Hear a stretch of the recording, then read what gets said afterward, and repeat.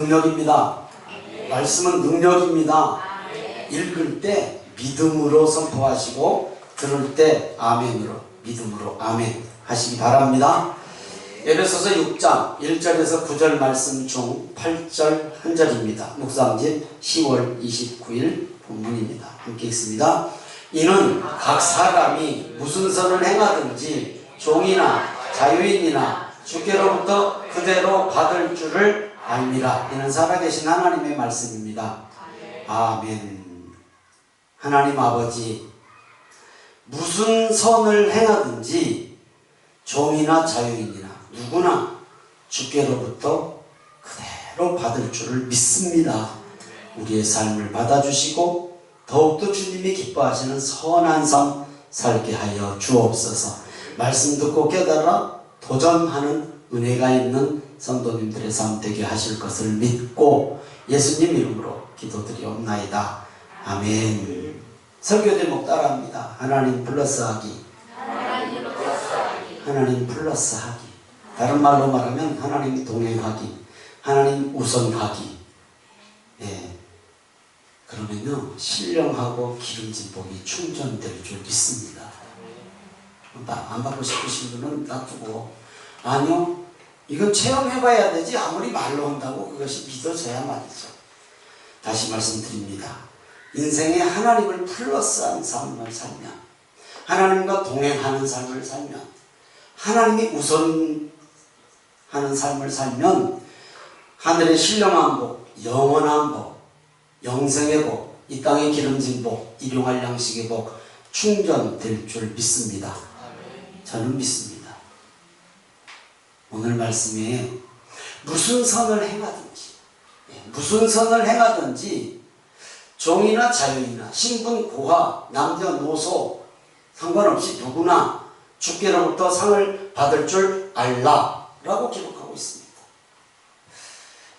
에베소서 5장과 6장에 보면 모든 내용이 관계를 적어놨어요.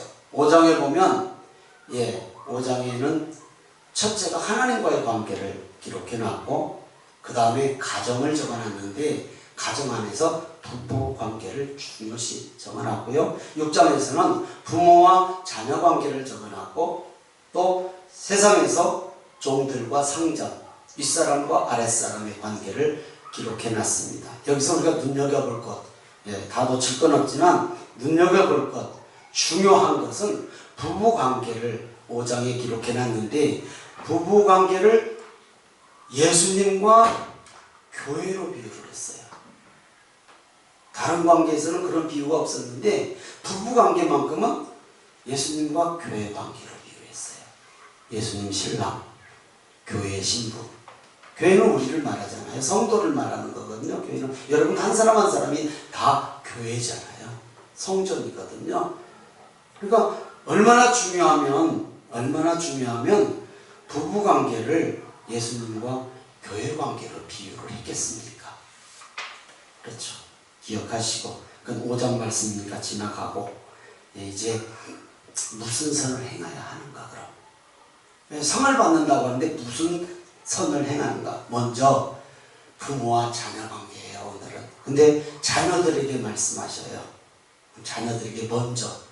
그러니까 부모와 자녀 관계는 자녀가 먼저 부모에게 순종해야 된다라고 에베소서 6장 1절에서 3절을 함께 읽겠습니다. 시작.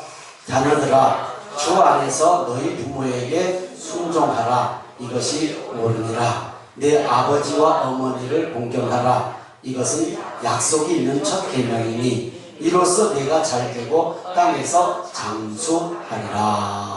내가 잘되고 땅에서 장수한다라는 의미는 하나님이 주시고자 하신 모든 복이 다 포함되어 있다라는 의미입니다. 꼭 잘되고 오래 사는 것만이 아니라 모든 복. 주 안에서 순종하는 것이 옳다라고 말씀하시면서 우리가 생각해 볼 수 있는 것은 부모님은 존경의 대상을 넘어옵니다. 존경할 만하면 존경하고 존경하지 못할 만하면 존경 안 하면 이건 말이 안 되잖아요. 세상에서는요 존경할 만한 가치가 있는 사람만 존경하지 존경할 만한 가치 없는 사람은 존경 안 하거든요. 근데 부모님은 안 그래요. 부모님은 존경은 당연한 것이고 공경하라고. 공경. 존경과 공경은 달라요. 존경은 다시 말씀드리면 존경할 만한 가치가 있는 사람을 존경하죠. 아무나 존경 안 하잖아요. 그러나 공경은 그것과 상관없이 무조건 해야 돼. 명령이에요. 이것을 선한 일이다 라고 성경이 기록하고 있어요. 공경은 하나님의 명령입니다. 10계명 중에서 1계명에서 4계명까지는 하나님과 관계예요. 사람이 하나님을 어떻게 보아야 되는가. 그리고 오직 하나님만을 섬기고 예배드리는 삶에 대해서 얘기해놨고 5계명에서부터 10계명까지는 사람과 사람과의 관계예요. 그 중에 5계명, 사람을 향한 첫 계명인데 그 첫 계명이 내 부모를 공경하라 해요. 그러니까 하나님 외에 다른 신 두지 말라. 하나님만 오직 섬겨라. 예배드려라. 라는 것과 내 부모를 공경해라. 존경할 대상, 존경할 가치 이런 걸 따지면 무조건 공경하라 입니다. 부모님의 말씀에 순종하고 공경하는 것은 종이든 자유인이든 하나님께로부터 약속된 복을 받을 줄 믿습니다. 그래서 부모님 공경 잘 할 수 있기를 기도해야 돼요. 잘 할 수 있기를 기도해야 돼요. 이게 마음대로 쉽게 되는 건 아니잖아요. 잘 할 수 있게 항상 기도해야 돼요. 왜냐하면 하나님의 약속하신 복이 분명히 있다라는 것을 꼭 기억하시기 바랍니다. 왜냐하면 부모님은 하나님의 대리권자예요. 우리가 잘 알듯이 하나님은 아담과 하와밖에 창조를 안 하셨어요. 나머지는 가정을 통해서 부모님을 통해서 생명이 계속 불어났잖아요. 그러니까 하나님의 창조 유인권까지 받았고 권위까지 받았어요. 그래서 우리는 당연히 순종해야 되고 복종해야 돼요. 부모에게. 오늘 여기에 함께 하신 성도님들은 부모님에게 순종하고 복종하는 성도님이 되어서 하늘의 신령한 복, 땅의 기름진 복 받아 누리는 복된 삶 사시는 성도님들이 되시기를 주님의 이름으로 축원합니다. 내 마음에 안 들어도 복종해야 돼. 내 마음에 안 들어도. 내 마음에 안 들어도. 사실 어느 부모가 내 마음에 쏙 드는 부모가 있겠습니까? 없어요. 내 마음에 안 맞아. 안 맞는 부분 많죠. 부모는 자식 마음에 든가? 부모도 마찬가지요. 내 마음대로 안 크거든요. 내 마음대로 안 돼. 그런데도 사랑해야 되는 것을 하나님이 명령하셨어요. 이게 효도잖아요. 더 큰 효도가 뭘까요? 믿지 않는 부모님이라면 예수님 믿을 수 있도록 힘쓰는 것, 진정한 효도입니다. 진정한 효도예요. 이게 제일 큰 효도입니다. 부모님을 잘 공경해서 큰 복을 받은 성경의 한 사람을 우리가 한번 찾아봅니다. 룻기서 1장 16절 17절입니다. 시작. 룻이 이르되 내게 어머니를 떠나며 어머니를 따르지 말고 돌아가라 강권하지 마옵소서. 어머니께서 가시는 곳에 나도 가고 어머니께서 머무시는 곳에서 나도 머물겠나이다. 어머니의 백성이 나의 백성이 되고 어머니의 하나님이 나의 하나님이 되시리니 어머니께서 죽으시는 곳에서 나도 죽어 거기 묻힐 것이라. 만일 내가 죽는 일 외에 어머니를 떠나면 여호와께서 내게 벌을 내리시고 더 내리시기를 원하나이다 하는지라. 룻기서 말씀 어디가난 성도님들은 다 아시죠? 베들레헴에 흉년이 들었어요. 흉년을 피해서 모압 땅으로 온 가족이 이주를 했죠.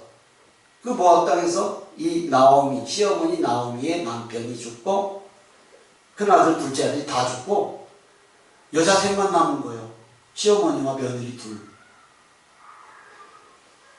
근데 이 룻은 그 홀 시어머니를 서릿동서와 함께 모시고 살면서 나오미 시어머니가 믿는 하나님을 봤어요. 어떻게 봐요? 하나님이 보여주셨나요? 나 하나님이다. 이게 아니에요. 시어머니의 삶과 신앙의 모습을 통해서 봤어요. 그러니까 오늘 예배에 나오신 성도님들은요, 내 삶과 신앙의 모습을 누군가가 보고, 내 가족이 보고, 내 며느리가 보고, 내 사위가 보고, 아들딸이 보고 하나님을 보는 거예요. 아, 우리 아버지, 우리 어머니 같으면 하나님 믿어야 돼. 그런 성도님들인 줄 믿습니다. 그래야 돼요. 하나님 어떻게 보여? 나를 통해서 보인다. 이 룻이 시어머니 나오미를 통해서 하나님을 봤다라는 거예요. 알고 믿었다라는 거예요. 남편은 다국에서 죽고 아이도 없는 청산인데, 아직 젊은데, 젊은 여인이 시어머니가 친정으로 가라, 아버지 집으로 돌아가라고 하는 강권한 말씀에도 거절하고 시어머니를 따라서 이방 땅이잖아요. 자기 거서는 베들레헴으로 따라와요. 큰 동서는 바로 가고 작은 며느리가 따라와요. 여러분, 요즘에 그런 말 누가 하더라고요. 어디서 시자가 들어가면 시금치도 안 먹고 시자만 들리면 괜히 우울해지고 경기 난다고. 그만큼 시어머니와 고부간의 관계, 며느리와의 관계는 별로 안 좋은가 봐요. 지금도 아무리 좋아도 하여튼 그런가 봐요. 그런 얘기를 할 정도예요. 나오미 같은 시어머니, 룻과 같은 며느리, 이런 부모와 자녀, 아니 시어머니와 며느리, 부모와 자녀보다 더 멀어. 이 상황에서 룻이 어떤 복을 받았는가? 어떤 복을 받았는가? 보아스라고 하는 베들레헴의 유력한 부자하고 재혼을 하죠. 성경에 결혼을 해요. 그래서 다윗 왕의 증조 할머니가 되잖아요. 다윗 왕의 증조 할머니. 왕가가 됐다고요? 아니, 그 왕가보다 더 예수님의 족보에 들어갔잖아요. 이방 여인으로서. 이보다 큰 복은 없어요. 이방 여인으로서 예수님의 족보에 들어갔다라는 것은요, 말이 안 되는 거예요. 성경. 유대인의 그 사회 풍습에. 인생에 하나님을 플러스한 사람은 하나님께서 이런 복을 주실 것을 믿습니다. 뭘 보고 따라왔어요? 시어머니가 다시 아들을 낳아서 남편을 줄 리도 없고, 그때 당시 그런 결혼법에. 그래서 시어머니가 믿는 하나님을 본 거잖아요. 시어머니가 믿는 하나님. 그랬더니 왕의 증조 할머니가 되었고 예수님의 족보 들어갔다라는 것이에요. 다시 말씀드립니다. 무엇보다 꼭 해야 할 일은 부모님이 예수님 믿고 구원받을 수 있도록 기도하며 힘쓰는 자녀들 되시기를 바랍니다. 아멘. 정말이에요. 이게 제일 큰 복이에요. 두 번째, 무슨 선을 행해야 하는가? 이제 부모에게 말씀합니다. 부모님들 졸지 마시고 눈 똑바로 뜨시고 귀도 확 열고 들으시기 바랍니다. 나는 부모니까 자식이 될 것이다. 아니요. 에베소서 6장 4절입니다. 시작. 또 아비들아, 너희 자녀를 노엽게 하지 말고 오직 주의 교훈과 훈계로 양육하라. 부모가 무슨 자녀를 노엽게 할 리가 있겠어요? 근데 많이 노엽게 하죠. 경상남도 산청군 신등면 양전리 봉계마을 지리산자락에서 태어난 경북대학교 총장을 지낸 박찬석 교수의 일화입니다. 어려운 소장농 아버지가 못 배운 것이 한이 되어서 어려운 살림에도 아들을 중학교부터 대구로 유학을 보냈어요. 저 산청 지리산자락에서. 첫 성적표를 받았는데 이 박찬석 교수가 68명 중 68등을 했어. 대단해. 이것도 힘들어요. 68등을 했어. 가정의 상황을 알고 자기를 어떻게 유학 보낸 줄을 알았기에 도저히 이 성적표를 아버지에게 보여드릴 엄두가 안 났어. 낯짝이 있지. 도저히 안 됐어. 그래서 지혜를 째려서 아버지가 모르겠지. 아버지는 뭐 글씨도 잘 모르시고 모르겠지. 그래서 68명 중 68명 중 1등으로 성적표를 고쳤어요. 어떤 방법이든지. 그러니 아버지에게 보여드렸어요. 아니, 아버지가 이 아들을 자랑하려고 어려운 가정의 재산 1호 목록이라고 할 수 있는 돼지를 잡아서 동네 잔치를 벌이는 기막힌 일이 벌어져 버렸어요. 말이 되냐고. 아버지를 속인 일이 평생 짐이 된 거야. 마음에 무거운 짐이 되어서 잊혀지지가 않는 거야. 아무리 해도 안 잊혀져. 죽기 살기로 공부하는 길밖에 없잖아요. 이제 죽기 살기로 공부를 해서 17년 후 대학 교수가 되어서 경북대 총장을 2번인가 연임해서 8년인가 9년인가 했어요. 박찬석 교수, 국회의원도 했어요. 결혼도 하고 자녀도 있어요. 항상 마음이 짐이 되어 있어요. 어른이 되었지만 성적 조작 사건을 그래도 아버지에게 말씀을 드려야 될 것 같아서 17년이 흘렀지만 그래도 마음의 짐을 벗고 싶어서 어느 날 아버지에게는 감히 말씀도 못 드리고 어머니한테 가서 어머니 중학교 시절 1등한 성적표 얘기를 탁 꺼내니까 옆에서 담배를 뻐끔뻐끔 피우고 계시는 아버지가 알았다, 알고 있었다, 네 아이 듣는다, 그만해라.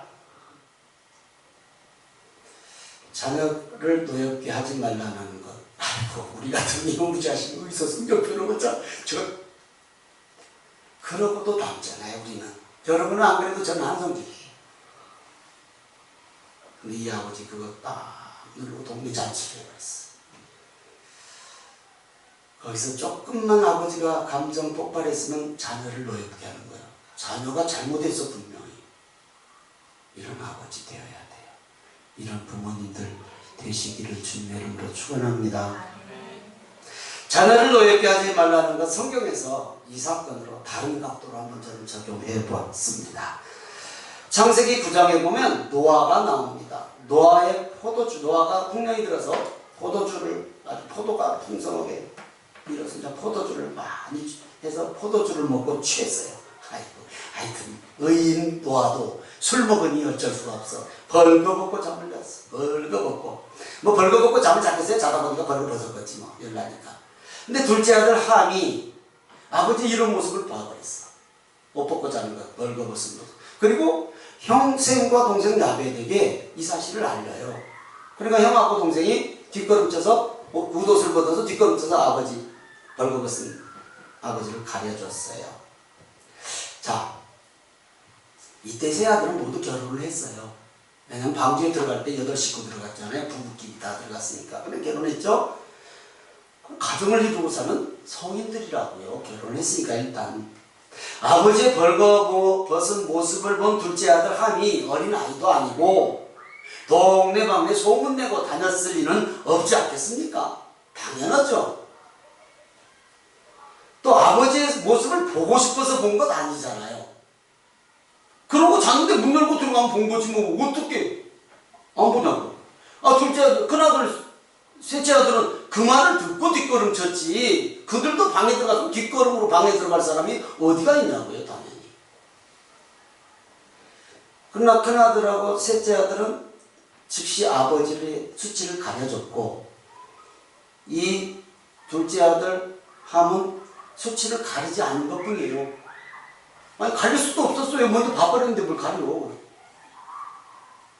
이 사건으로 함은 저주를 받습니다.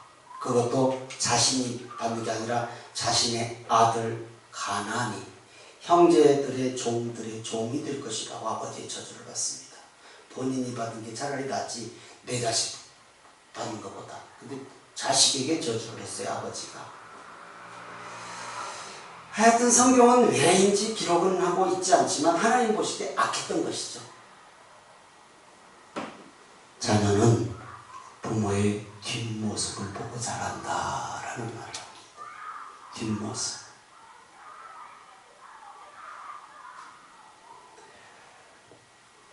우리 아이리가 손녀인데 제가 뒷짐을 지면 저도 뒷짐을 지고 이렇게 신용을 내요. 애들 다 그러잖아요.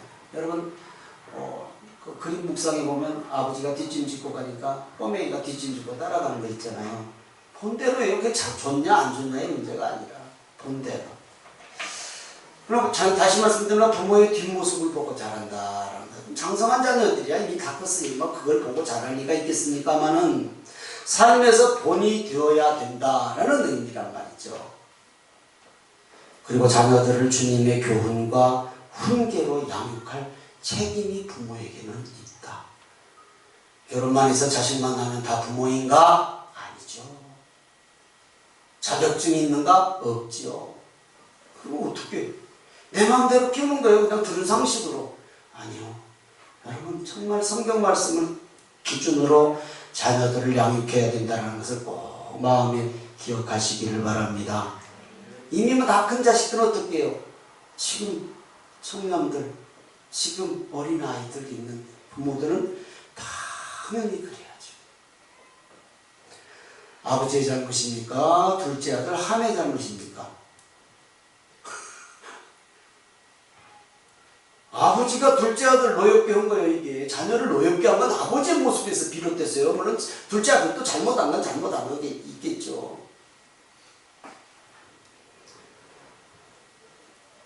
자식은 내 자녀이기에 앞서서 하나님의 자녀라는 사실을 꼭 기억하시기 바랍니다. 하나님의 자녀이기도 해요. 그래서 정말로 자녀들을 위해서 울라. 자녀들을 주님이 말씀하셨어요. 자녀들을 위해서 너와 내 자식을 위해서 울어라. 나를 내가 십자가에 죽는다고 나 위해서 울지 말고. 부모님들이여 자녀들을 위해서 얼마나 우십니까? 얼마나 기도하십니까? 이건 부모님들에게 드리는 말씀입니다. 정말로 해보세요. 하나님께서 어떻게 하시는지는 하나님 앞에 맡기고 그렇게 도전해보는 부모님들 될 줄로 믿습니다. 아멘. 항상 하나님을 플러스해서 자녀를 보고 자녀는 부모를 보고 하나님이 나에게 뭐라고 하시는가? 하나님의 말씀이 항상 기준이 되는 거예요. 기준. 그 다음 무슨 선을 행해야 하는가? 우리의 가정을 이제 넘어서 하나님과 우리의 관계, 부부관계, 부모와 자녀 관계를 넘어서 이제 세상 속으로 나가야 되죠. 세상에서도 우리는 또 주님의 자녀답게 살아야 되니까 종들에게 말씀합니다. 에베소서 6장 5절 7절입니다. 시작. 종들아 두려워하고 떨며 성실한 마음으로 육체의 상전에게 순종하기를 그리스도께 하듯 하라. 눈가림만 하여 사람을 기쁘게 하는 자처럼 하지 말고 그리스도의 종들처럼 마음으로 하나님의 뜻을 행하고 기쁜 마음으로 섬기기를 주께 하듯 하고 사람들에게 하듯 하지 말라. 세상에서도 윗사람이 있잖아요. 상전. 성경에서는 상전이라고 하죠. 윗사람들이 있어요. 직장의 상사들. 예. 그 상전에게 순종하라고 가르치거든요. 근데 순종도 그냥 순종이 아니라 그리스도께 하듯 하라라는 것이죠. 눈가림으로 대충 사람 의식하고 일하지 말고 그리스도의 종들처럼 생명 바쳐서 복음 전했던 순교자들처럼 마음으로 하나님의 뜻을 행하라고 말씀합니다. 이 예화 기억하실런지 모르겠습니다.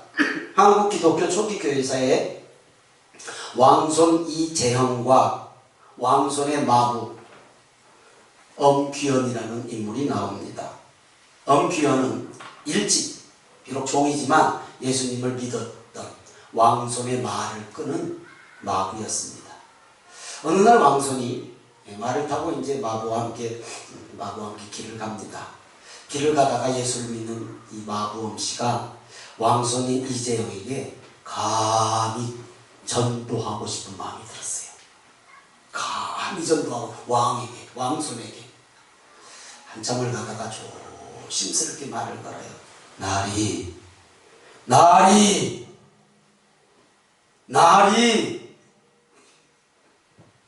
황송하오나 나리께서도 예수님을 믿어보시지요. 하나님이 세상을 이처럼 사랑하사 독생의 자를 주셨으니 누구든지 예수님을 믿으면 영생을 얻으리라고 했습니다. 나리께서도 예수님을 믿으시면 죄사함을 받고 영생을 얻을 수 있습니다. 괘씸한 생각이 든 왕손 이재형은 마부에게 쏘아붙입니다. 야 이놈아! 잔소리 말고 말이나 잘 몰아라 이놈아! 예수를 믿으면 마부가 양반된다더냐? 마부 엄씨가 잠시 생각하다가 이렇게 말합니다. 나리, 예수님을 믿는 도리는 그런 것이 아니라 제가 양반이 되기 위해서 예수님을 믿는 것이 아니라 마부 노릇을 더 잘하려고 예수님을 믿는 것입니다. 나리를 더 잘 모시기 위해서 예수님을 믿는 것입니다. 훗날 왕손 이재형은 왕손으로서 처음으로 예수님을 믿게 되었고 지금도 있는 성동교회 교인이 되었어요. 그리고 평양신학교에서 공부를 해서 목사가 되어서 성동교회 7대 담임 목사가 되었다는 것이 한국 기독교 초기에 나와요. 마부엄기어는 장로님이 되었어요. 장로님. 모든 사람이 마부 될 수 없고 모든 사람이 왕족 될 수 없듯이 내가 원하든 원하지 않든 우리에게 주신 현실에서 마부엄씨처럼 내 인생에 하나님을 플러스하는 삶을 사는 거예요. 내 인생에 하나님과 함께하는 삶을 사는 때 내게 주어진 삶의 현장에서 그곳에서 참된 그리스도인으로 살 때 하나님이 함께 하신다라는 사실을 여러분 꼭 기억하시고 도전해 보시길 바랍니다. 그래서 성도는 자유자냐 종이냐 신분 고하가 높고 낮고의 여부를 떠나서 비록 사회적 지위는 마부일지라도 종일지라도 낮을지라도 종교적 신분은 사람의 종이 아니라 하나님의 종이라고 하는 영적 정체성을 가져야 될 줄 믿습니다. 아멘. 인생에 하나님과 동행하고 하나님을 항상 내 삶에 같이 하는 플러스 하는 거예요. 플러스. 하나님이 주신 복이 날마다 충전될 줄 믿습니다. 이것이 전도의 통로가 되어서 성도님들에게 축복의 통로를 여실 줄 믿습니다. 아멘. 아멘. 무슨 선을 행해야 하는가? 상전에게도 말씀하십니다. 상전에게는 간단해요. 네 위에 하나님 있어? 딱 한마디.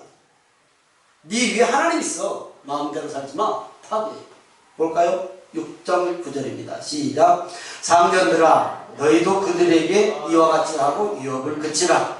이는 그들과 너희의 상전이 하늘에 계시고 그에게는 사람을 일부러 취하는 일이 없는 줄 너희가 알미라. 너희 상전 하늘에 있어. 너희 상전 하늘에 있어. 함부로 하지 마. 얘기하는 거예요. 그 사람의 일의 능력도 중요해요. 어떻게 세상에서 능력 안 보고 하나님 마음으로 다 보겠어요. 그렇잖아요. 그러나 능력도 중요하지만 그의 영혼을 보라는 거예요. 한 영혼. 상전으로서 잘못되어서 실족하지 않도록 한 영혼을 보라. 이게 하나님을 플러스한 삶이죠. 우리 삶에 적용합니다. 하나님을 믿는 성도는 어디에서나 무슨 선을 행하든지 상급이 있다라는 것을 꼭 기억하시기를 바랍니다. 상급이 있어요. 행하는 그대로 받는다는 것을 꼭 기억하시기를 바랍니다. 최고의 선이 무엇일까요? 최고의 선. 오늘 여기에서는 뭐 서로 사랑하고 섬기고 효도하고 뭐 노엽게 하지 말고 다 그 선이에요. 선. 그러나 성경이 말하는 최고의 선. 왜 그렇게 하냐고요? 왜? 세상 속에 나가서 왜 아까 그 마부처럼 예수님을 믿는 것은 양반이 되려고 한 것이 아니라 더 마부로서 열심히 자라기 위해서, 더 나리를 잘 모시기 위해서. 그러니까 진정 선은 뭘까요? 마부의 그 전도, 욕먹어가면서 전한 전도가 그 왕손을 예수님께 만들었잖아요.